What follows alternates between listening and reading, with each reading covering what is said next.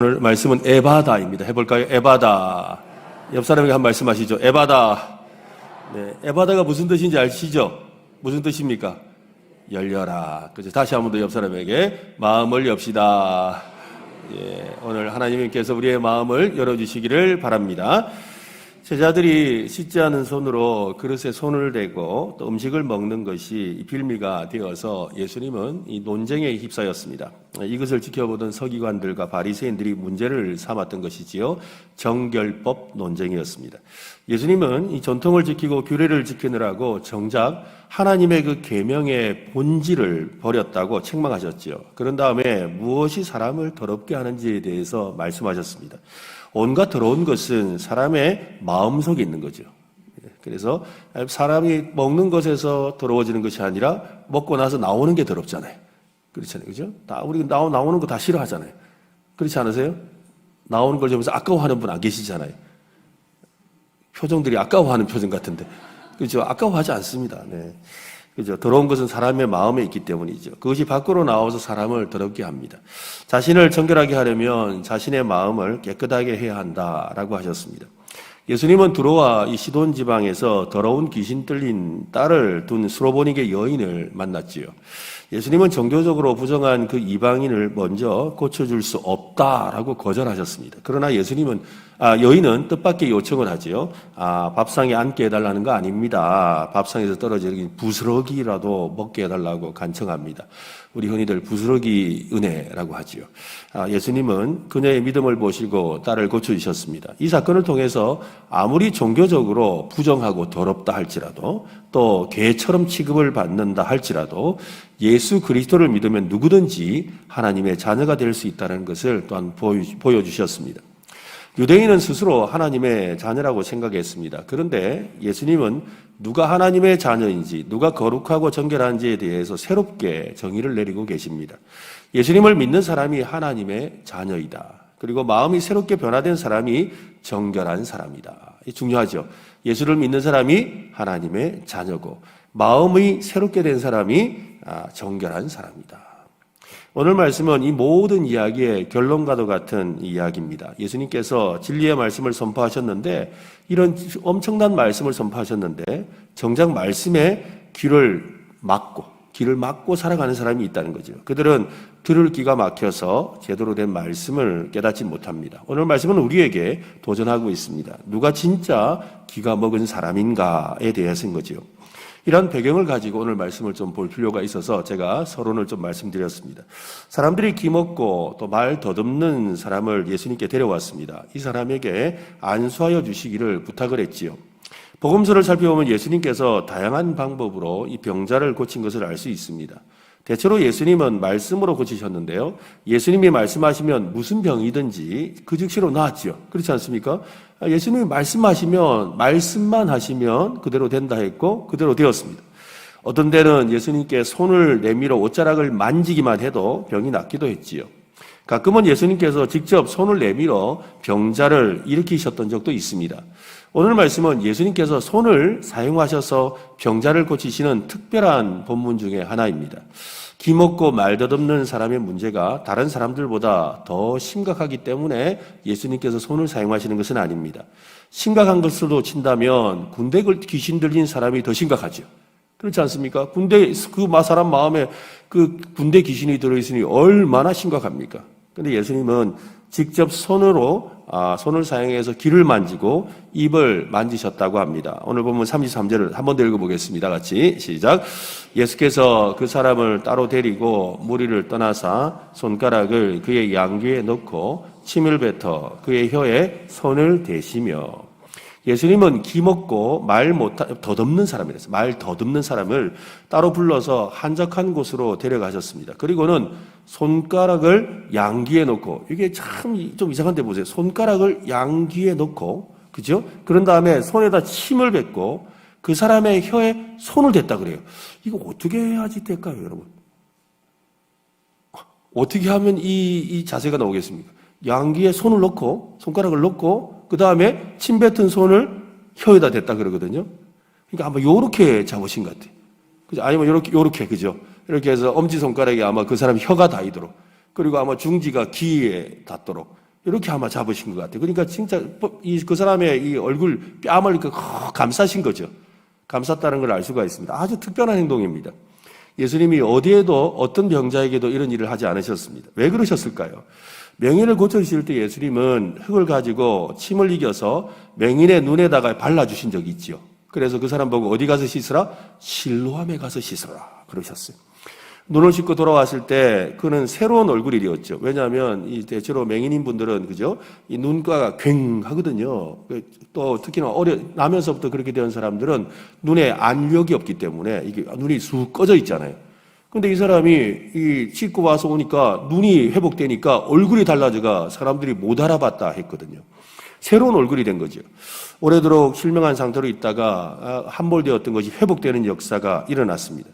예수님은 직접 손으로 흙을 발라서 눈과 함께 눈 주위도 고쳐주신 겁니다. 그런데 오늘 우리가 만나고 있는 귀먹고 말 더듬는 사람은 조금 다른 상황이지요. 일단 귀가 먹었고, 귀가 먹었다는 건 청각에 장애가 있다는 거죠. 안 들린다는 겁니다. 귀의 모양이 달라지는 건 아니죠. 여러분, 귀가 먹었다고 귀 모양이 달라지진 않아요. 그대로 있어요. 귀가 먹으면 혀에 문제가 좀 생깁니다. 그래서 오늘 본문에서 말을 더듬는다는 표현은 청각을 잃은 뒤에 나타나는 어눌하게 말하거나 정확하게 발음하지 못하는 상태를 말합니다. 즉 사람은 들은 대로 말하기 때문인데요. 그래서 학자 중에는 오늘 본문에 나오는 귀먹고 말 더듬는 사람에 대해 선천적인 장애가 아니라 아마도 어릴 때 후천적으로 사고나 질병에 의해서 생긴 문제라고 이야기를 합니다. 왜냐하면 이 나면서부터 못 듣는 사람은 아이는 계속해서 말을 못하죠. 그래서 그냥 수화로만 할 수밖에 없어요. 그런데 이제 좀 살다가 좀 어릴 때 청각 장애가 온 사람들은 어릴 때 말을 좀 하거든요. 그런데 말을 더듬게 됐죠.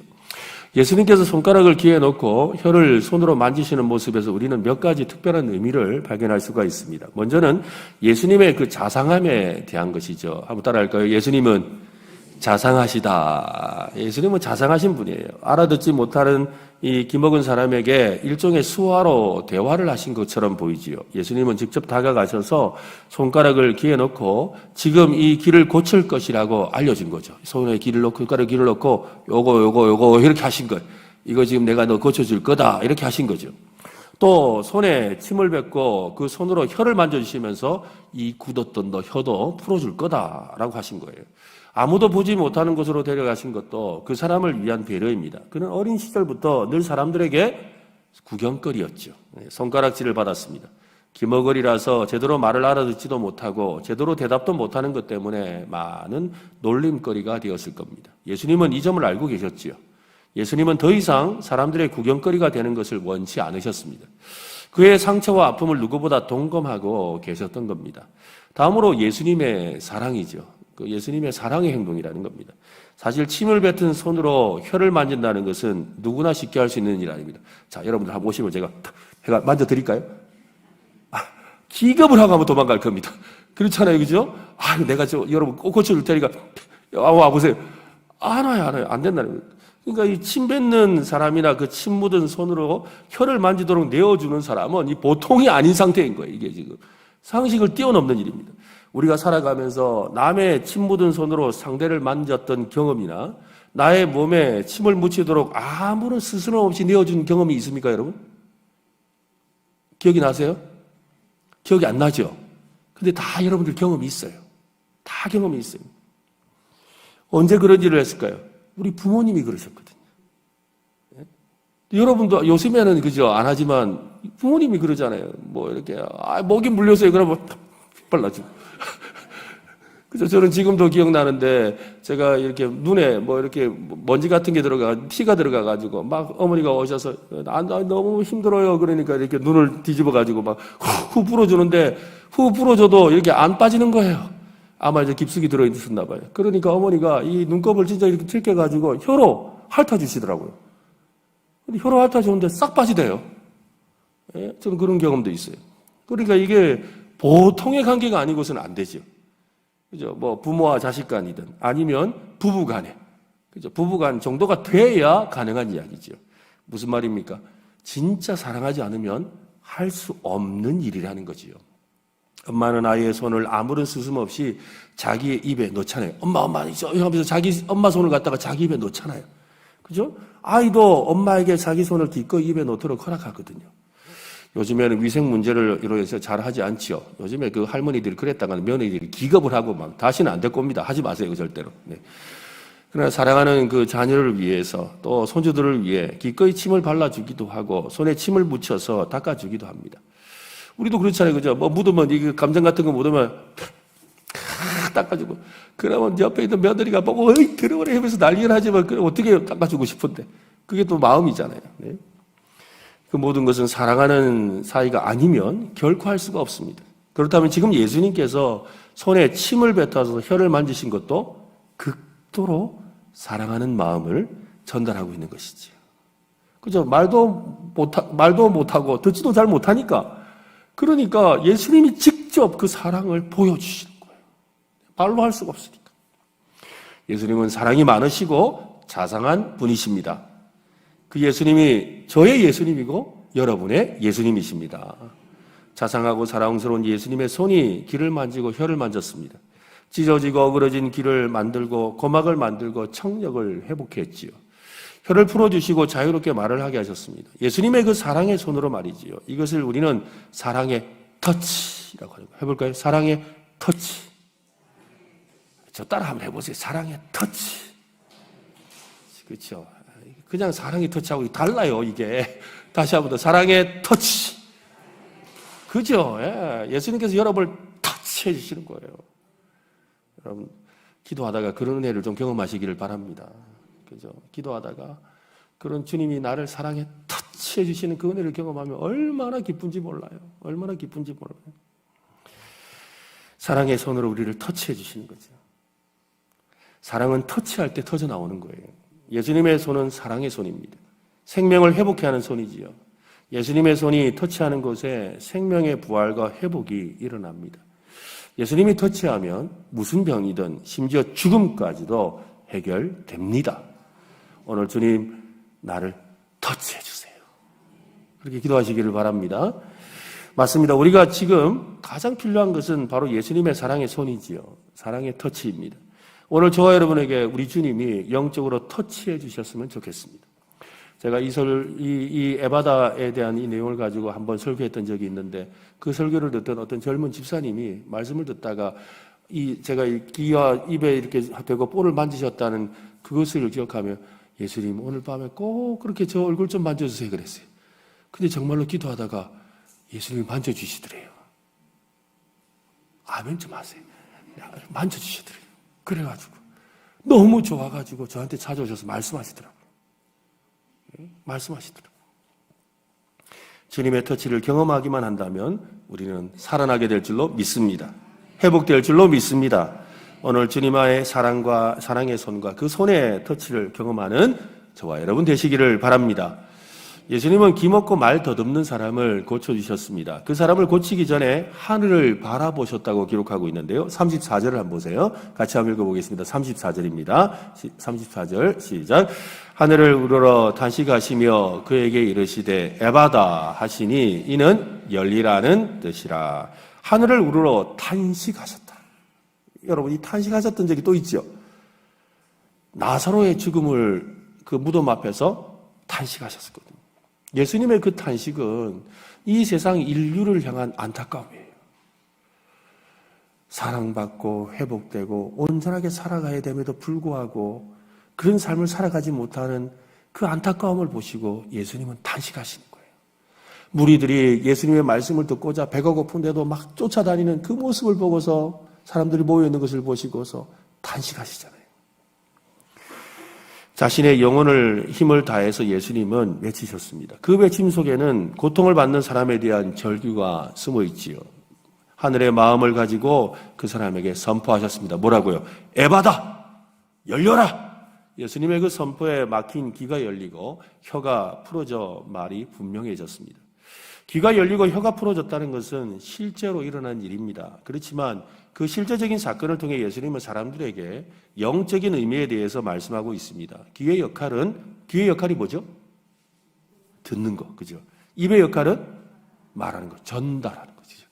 내 뜻을 전달하는 거죠. 그죠? 그래서 귀는 듣고 입은 전달하는 거예요. 하나님의 말씀을 듣고 그 말씀을 사람에게 전달하는 일이 바로 이스라엘 백성들이 세상 가운데서 해야 할 일이라는 겁니다. 스스로 말씀을 받았고 가졌다고 생각하는 서기관과 바리새인들이 누구보다 먼저 해야 될 일이 뭐예요? 자기들이 들었으니까 전해야 되잖아요. 근데 전하지 않고 있다는 거죠. 전하지 않는 것은 듣지 못했다는 이야기이기도 하지요. 그들은 하나님의 말씀에 대해 귀가 먹었고 말씀을 더듬거리는 영적인 귀머거리가 되어 있다는 것을 예수님이 은연중에 가르치고자 했던 겁니다. 예수님은 사람들과 제자들에게 들을 귀가 있는 사람이 복이 있다고 하셨죠. 듣는 귀를 가지는 것은 신앙생활에 있어서 너무나도 중요합니다. 믿음은 들음에서 나기 때문이지요. 하나님의 말씀을 들어야 합니다. 오늘 저녁에 들으러 나오신 여러분들 하나님께서 큰 은혜 주실 줄로 믿습니다. 믿음은 들을 귀를 가지는 것에서 시작합니다. 반대로 들을 수 없다라는 것은 믿지 못한다는 말이기도 하죠. 여러분 믿음이 없으면요 100번 말해도 안 들어요. 100번 말해도 안 들어요. 지난 월요일에 제가 이 부산에 이제 제가 약을 타러 이제 부산에 갈 일이 있는데 갔다가 이제 이 집사님 한 분을 만났는데 그 집사님이 이유가 없이 그냥 다리에 힘이 없어가지고 걷지를 못해요. 그래가지고 뭐 서울까지 가서 별의별 검사를 다 해봤는데 도무지 걷지를 못하는 거예요. 근데 그전에도 몇 번 이렇게 기도를 해드렸는데 그날따라 제 마음에 그런 생각이 드는 거예요. 집사님, 내가 가만히 생각해 보니까 이건 믿음 문제입니다. 믿음 문제입니다. 저를 따라해 보세요. 믿습니다. 그러니까 이 집사님 그래요. 근데 목사님, 그제 제가 믿음이 없는 것 같지? 그러고는 믿음 없습니다. 말을 안 하더라고. 집사님 믿는다고 좀 말해 보세요. 그러니까. 그래, 내가 믿음이 생겨야 될 텐데 하고는 믿습니다. 말을 안 하더라고. 무슨 말인지 이해되세요? 믿지 못한다는 것은, 그죠? 못 듣는다는 거예요. 안 들린다는 거죠. 말씀을 듣는 것은 단순히 소리를 들을 수 있다는 수준을 뛰어넘는 겁니다. 듣는 것은 소리가 아니라 말에 담긴 의미를 듣는 거지요. 그래서 그 집사님에게 한번 따라하세요. 그래요. 믿음 주세요. 그래 하루에 3번 믿음 주세요. 좀 하라 그랬거든요. 그리고 걸을 때도 믿음 하고 좀 걸으라고. 하도 그래가지고 이렇게 말씀드리고 왔는데 여러분. 근데 그 말에 이제 순종을 하시더라고요. 말을 이해하신 거예요. 제 말의 뜻이 뭔지를 이해하시더라고요. 그리고는 그래 내가 믿음 주세요. 혼자서 이렇게 하시더라고요. 맞습니다, 여러분. 진짜 청력을 소유해야 되죠. 진짜 청력. 들리는 게 다가 아닙니다, 여러분. 그렇죠? 들리는 게 문제가 아니라 알아듣는 것이 중요한 거예요. 알아들으시기를 바랍니다. 그래서 우리는 모두 들을 귀가 필요하죠. 여러분은 지금 들을 귀를 가지고 있습니까? 하루는 어떤 집사님이 저에게 말씀하셨어요. 제 설교를 통해서 은혜를 많이 받고 있다고 하시더라고요. 참 고맙고 그런 말 들으면 제가 힘이 되거든요. 네, 힘이 되고 용기도 생기고 그러는데 그러면서 이분이 이 한 말씀을 더 하시는데 목사님의 문제는 아니고요. 목사님 설교를 듣고 있으면 한 10% 정도는 이해가 안 돼요. 그런 거예요. 설교를 듣는데 90%는 다 이해가 된대. 설교를 듣고 있으면. 근데 10% 정도는 자기가 이해가 안 된다는 거예요. 근데 아무리 생각해도 목사님이 뭘 잘못 전해서라기보다도 하여튼 제 문제인 것 같다. 자기 문제인 것 같다. 이러시더라고요. 그러면서 은혜를 사모해 볼 테니까 한번 목사님도 기도 좀 해주셔서 제가 100% 다 알아들을 수 있게 좀 해주세요 하더라고요. 그러나 어느 날 예배를 마치고 나가는데 목사님 그래요. 왜요? 그러니까 오늘 100%입니다. 이러더라고요. 100%입니다. 그래요. 그래서 네? 그러니까 오늘 목사님 설교 100% 다 이해했습니다. 그래요. 그래서 이제 한 몇 달 지나고 나서 집사님 요즘은 어떻습니까? 오늘도 100%입니까? 그러니까는 네, 그때 이후로 계속 100%입니다. 그러시는 거예요. 그렇습니다, 여러분. 들을 귀가 열린 거예요. 들을 귀가 열린 거예요. 우리 가운데 에바다의 역사가 일어날 수 있기를 바랍니다. 왜 우리가 들을 귀를 가져야 합니까? 우리는 들은 대로 전하기 때문입니다. 들은 대로 전하는 거예요. 듣지 못해서 혀가 굳었다고 했습니다. 귀가 열리면 입도 열리는 거예요. 그러니까 우리가 전도를 잘 못하는 이유는 뭐예요? 귀가 제대로 안 열린 거예요. 제대로 귀가 열리면 전한다 이 말이죠. 아직 우리의 귀가 온전히 열리지 않은 것은 아닌지 돌아봐야 합니다. 저희 어머니 이야기를 제가 자주 하곤 하는데요. 네, 저희 어머니는 청각 장애가 있다 그랬습니다. 나면서부터는 아니고 옛날에 어릴 때 그 열병을 자주 앓잖아요. 그죠? 그러니까 옛날에 막 죽기도 하고 또 여러 가지 일이 생기는데 어머니도 그 열병을 앓아서 고막이 녹아버렸어요. 예, 그래가지고 초등학교 한 10살 정도까지에 이제 그때 이제 아마 앓으셨던 것 같아요. 그래 그 전까지 있던 동요나 이 노래는 되게 잘 부르세요. 근데 그때 이후로 배운 노래는 꽝이에요, 꽝. 무슨 말인지 하나도, 근데 말씀은 그대로 잘하시죠. 잘하는데 새로운 걸 잘 못 들으세요. 그래서 어머니를 보고 있으면 듣는 것이 얼마나 중요한 건지를 저는 어릴 때부터 참 많이 깨달았습니다. 어머니에게는 늘 소원이 있었는데요. 어머니도 이제 제가 어릴 때, 제가 3살 때부터 교회를 나갔는데, 그때부터 어머니가 교회를 나가셨거든요. 그러니까 이제 다 커서 교회를 나가셨죠. 그러다 보니까 찬송가를 너무 부르고 싶어 하고, 또 우리 어머니 소원은 우리 온 가족이 앞에 나와서 그 옛날 교회들 보면 가족 찬양 이런 거 하잖아요. 그 저녁 예배 시간에, 수요 예배 시간 이럴 때 가족들 나와서 찬송하고 이러잖아요. 그죠? 그거 한번 해보는 게 소원이거든요. 근데 어머니가 이제 찬송을 잘 못 부르시니까. 그러니까 이제 그게 잘 안 되는 거죠. 어린 시절에 어머니랑 같이 예배를 드리고 있으면 어머니 찬송은 소리를 들으면요. 어떨 땐 좀 부끄러워요. 그러면 뭐, 예수 사랑하심 이러는데, 이러는 거예요. 평소에 말도 다 잘하시는데 노래만 하면 이거 안 돼요. 그냥, 이러고 있어요. 아니, 그냥 말하라면 예수 사랑하시면 하는데 노래만 부르면, 이러고 계시는 거예요. 그러니까 그 소리가 되게 어릴 때 좀 싫더라고요. 그래가지고 어머니 그러면 옆에서 일부러 더 그 예수 사랑하시면 일부러 어머니 그 소리 안 들리게 하려고 막 그랬던 그런 기억도 있지요. 이 청력을 읽고 나서 배운 찬송가는 언제나 이상하게 들린 거지요. 찬송가 악보를 보면 부르는데 음이 맞지도 않고 발음도 이상하지요. 그래서 제 마음이 참 많이 안타까웠고 어머니도 찬송가 한번 제대로 불러보고 싶다 늘 그러셨거든요. 또 한 번은 늘 어머니는 이 목사님 설교를 잘 알아듣고 싶어 하셨어요. 목사님 설교를 잘 알아듣고 싶어 하는데 그래서 보청기를 이렇게 끼고 계셨는데도 제대로 소리를 들을 수 없을 정도로 이 장애가 심하셨어요. 근데 목사님의 목소리와 입 모양을 보면서 조금씩 뜨문뜨문 알아들으시는 거죠. 네. 그래서 그러던데 어느 날 어머니 살아계실 때 집에를 갔더니 어머니가 목사님 설교 테이프를 듣고 계시더라고요. 설교 테이프를 막 이렇게 그 녹음기 이 조그마한 녹음기 요에다가 대고는 귀에다 이래 대고 이래 가지고 설교를 듣고 계시는 거예요. 근데 어머니 그거 알아듣습니까? 라고 하니까 뭐 카세트 소리를 크게 하고 귀에 꼭 대면 조그마한 소리가 들린다 그런 거예요. 그러니까 그 조그마한 소리라도 들어보려고 그래 애를 쓰신다는 거예요. 근데 그렇게라도 매일 듣고 있으니까 어느 날 교회 가니까 목사님 설교가 조금 들리는 것 같대요. 그러시는 거예요. 그래가지고 다음번에 제가 이제 집에 갈 때는 이제 일부러 헤드폰을 하나 사다 드렸죠. 귀에 대고 이러고 있으니 너무 보기가 그래가지고 해드릴 게 없어가지고 헤드폰 사가지고 귀에다 이렇게 대고 이렇게 하시라고. 그랬더니 어머니가 그걸 끼고 이렇게 하시더니 나중에 어머니 돌아가시고 집에 갔더니 그 라디오 카세트하고 그 헤드폰이 있는 거 보고 참 마음이 아팠는데요. 그걸 저희 집에 가져왔는데, 그 귀에다 대고 이렇게 막 진짜 테이프가 늘어질 정도로 그렇게 들으시는 거죠. 네. 그래서 똑같은 설교를 틀어놓고 또 듣고 하시더니 설교 중에 이제는 좀 들리시나 봐요.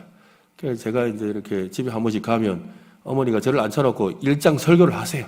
우리 목사님이 그랬다면서, 그러면서 설교를 막 하시는 거예요. 네. 맞습니다, 여러분. 귀가 다치면 입도 다치고, 귀가 열리면 입도 열립니다. 여러분. 지금 여러분은 어떻습니까? 복음을 들은 것에서 기뻐하면 안 됩니다. 설교 소리가 들리는 것으로 만족해서도 안 되지요. 은혜로운 말씀을 들을 귀를 가진 것으로 만족해서도 안 됩니다. 그것은 반쪽짜리입니다. 복음은 들은 것을 말하는 것입니다. 한번 볼까요? 복음은 들은 것을 말하는 것이다. 그죠? 누가 전하여 준 자가 없는데 어떻게 내가 전하리요? 이 말은 뭐예요? 내가 전에 들은 것이 없는데 어떻게 전하겠느냐? 이 말이잖아요. 그 말이라고요. 제대로 알아듣고 입이 열리고 혀가 풀려야 되는 거죠. 어눌하고 말 더듬던 사람이 자유롭게 담대하게 복음을 말하기 위해서는 제대로 복음을 듣는 귀를 가져야 합니다. 그것을 듣고 깨달은 것을 말할 수 있도록 입과 혀가 풀려야 하는 거지요. 그래야 담대하게 복음을 말할 수 있습니다. 예수님의 제자들을 한번 생각해 보십시오. 그들도 이 에바다의 역사를 경험하고 나서야 비로소 예수님의 이 그리스도의 복음을 담대하게 전했습니다. 성령님께서 마가의 다락방에 임하실 때 그들의 혀가 풀어졌대요. 여러분, 이 혀가 풀어졌다는 말이 그냥 들리는 말이 아니잖아요. 그죠? 혀가 풀려서 막 방언으로 샬라샬라도 했지만, 그러나 어떻게 했어요? 나가서 담대하게 주 예수 그리스도의 복음을 전했습니다. 사도행전 2장 4절을 한번 보세요. 그들이 다 성령의 충만함을 받고 성령이 말하게 하심을 따라 다른 언어로 말하기를 시작하니라. 또 사도행전 4장 13절에 그들이 베드로와 요한이 담대하게 말함을 보고 그들을 본래 학문 없는 범인으로 알았다가 이상히 여기며 또 전에 예수와 함께 있던 줄로 알고. 전에 말 못하던 애들이었는데 근데 지금은 말을 너무 잘하네? 왜요? 뭐가 풀렸으니까? 혀가 풀린 거예요. 왜 혀가 풀렸어요? 진리의 말씀을 제대로 알고 이해했기 때문인 거예요. 진리의 성령께서 오시면 너희가 보고 들은 것을 담대하게 말하게 될 것이라 하셨잖아요. 진리의 성령께서 너희로 하여금 알게 하시고 생각나게 하시고 깨닫게 하신다 하셨어요. 성령님께서 우리에게 들을 길을 주시기를 바랍니다. 그래서 혀가 풀려서 담대하게 말하는 역사가 일어나야 한다는 것입니다. 사도 바울은 자신을 위해 기도를 부탁하면서 자신의 입을 열어주시도록 기도해달라고 했습니다. 왜 우리가 먼저 들어야 하고 그런 것을 말해야 하는지를 알 수가 있지요. 에베소서 6장 19절인데 앞을 보고 같이 한번 읽어봅시다. 시작. 또 나를 위하여 구할 것은 내게 말씀을 주사 나로 입을 열어 복음의 비밀을 담대히 알리게 하옵소서 할 것이니. 사도 바울도 뭐라 그랬어요? 내게 말씀을 주사. 이 말이 무슨 말이에요? 들을 길을 주사. 주님께서 나에게 들을 길을 허락하셔서 듣게 하셔서 그것을 나의 입으로 담대히 전하게 하게 하옵소서라고 기도해달라고 부탁하고 있지요. 들을 귀가 열리는 에바다를 경험했다면 이제 복음을 담대히 전하는 입이 열리는 에바다를 경험해야 합니다. 오늘 여러분의 영적인 귀는 열려 있습니까? 말씀을 지금 알아듣고 깨닫고 있습니까? 그렇다면 여러분의 입술은 어떻습니까? 영적인 귀와 입이 모두 열리는 참된 에바다를 경험하는 저와 여러분이 될 수 있기를 바랍니다. 오늘 본문에서 기먹고 말 더듬는 이라는 표현은 성경에서 아주 특별한 표현입니다. 여기서 이 모골리라로스라는 단어가 사용되었는데 이 단어는 구약에서 딱 한 번 사용된 단어입니다. 그래서 학자들은 이 단어를 일부러 마가복음에서 사용하고 있다고 하죠. 구약에서 이 단어가 나오는 구절을 연상하게 만든다는 겁니다. 이사야 35장 4절로 6절에 있는 이 내용의 의미입니다. 내용을 보면 이렇습니다. 이사야 35장에 보면 겁내는 자들에게 이르기를 굳세어라 두려워하지 말라 보라 너희 하나님이 오사 보복하시며 갚아주실 것이라 하나님이 오사 너희를 구하시리라 하라 그때 맹인의 눈이 밝아질 것이요 못 듣는 사람의 귀가 열릴 것이며 또 그때 저는 자가 사슴같이 뛸 것이며 말 못하는 자의 혀가 노래하리니 이는 광야에서 물이 솟겠고 사막에서 시내가 흐를 것입니다. 마가복음은 구약에서 예언한 바로 그 일이 지금 일어나고 있음을 보여주고 있습니다. 이사야 35장에 약속된 대로 하나님이 그들 가운데 오셨지요. 누굽니까? 예수 그리스도 임마누엘. 임마누엘의 하나님이 그들 가운데 우리 가운데 오셨습니다. 우리 주님이 이 땅에 오신 것을 기념하는 날이 성탄절이잖아요. 크리스마스입니다. 얼마 있지 않으면 우리가 성탄절을 맞이합니다. 성탄절에 가장 기억해야 될 성경 구절이 바로 이거지 않습니까? 마태복음 1장 23절 보라 처녀가 잉태하여 아들을 낳을 것이요 그의 이름은 뭐라고요? 임마누엘이라 하리라 하셨으니 이는 번역하면 하나님이 우리와 함께 계시다 함이라. 임마누엘의 하나님, 우리와 함께 하시기 위해 아기의 모습으로 오신 하나님을 우리는 기억해야 합니다. 그 하나님의 아들 예수님께서 세상에 오신 이유는 바로 하나님을 향해 기가 먹고, 그죠? 기가 먹은 우리, 그리고 혀가 굳은 우리를 구원하기 위해서 오셨습니다. 이것을 위해 친히 사람의 형체를 입고 오셔서 우리에게 손을 내밀어 주셨습니다. 예수님께서 우리 가운데 오셔서 하시는 일이 무엇이었습니까? 이사야 35장에 예언한 것처럼 맹인들을 고치고 기먹은 사람을 고치고 저는 사람을 고치고 말 못하는 사람을 고치는 일이었습니다. 그러나 예수님은 이사야서에서 말씀처럼 사람들을 향해 보복하지는 않으셨습니다. 예수님은 오히려 사람들로부터 보복을 당하셨지요. 십자가에서 말입니다. 예수님은 철저히 우리의 저지가 되셨습니다. 십자가 위에서 하나님의 아들이 부스러기조차 없이 상에 완전히 내쳐졌죠. 영문 밖으로 쫓겨나서 갈보리 십자가에서 죽임을 당하셨습니다. 예수님은 우리를 위해 스스로 길을 막으시고, 그죠? 스스로 길을 막으셨어요. 사람들의 비난과 그 저주의 소리에 기먹은 자가 되셨잖아요. 네가 네 그때 그동안 외치던 그거 해봐라. 네가 왕이면, 네가 메시아라면, 하나님의 아들이라면 하면서 막 네 같은 게 하면서 하는 그 모든 소리에 귀를 막아 스스로 기머거리가 되신 거예요. 예수님은 사람들로부터 침뱉음을 당하고 자신을 변호할 기회 앞에서, 그죠? 네가 한번 말해봐라 할 때 예수님은 스스로 입을 닫으시고 혀를 묶으셨어요. 십자가는 우리에게 이 치환의 사랑을 보여줍니다. 그 절정이 바로 이사야 53장 5절이지요. 같이 한번 읽어볼까요? 이사야 53장 5절 시작.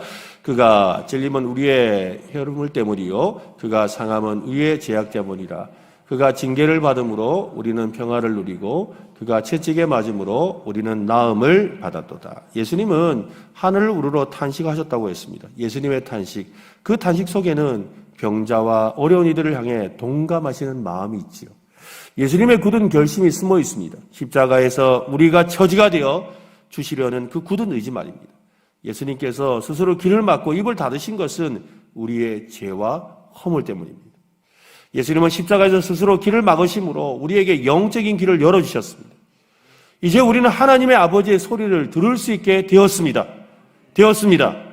십자가에서 예수님의 입을 닫으심으로 우리의 혀가 풀렸습니다. 하나님을 아버지라 부를 수 있게 되었습니다.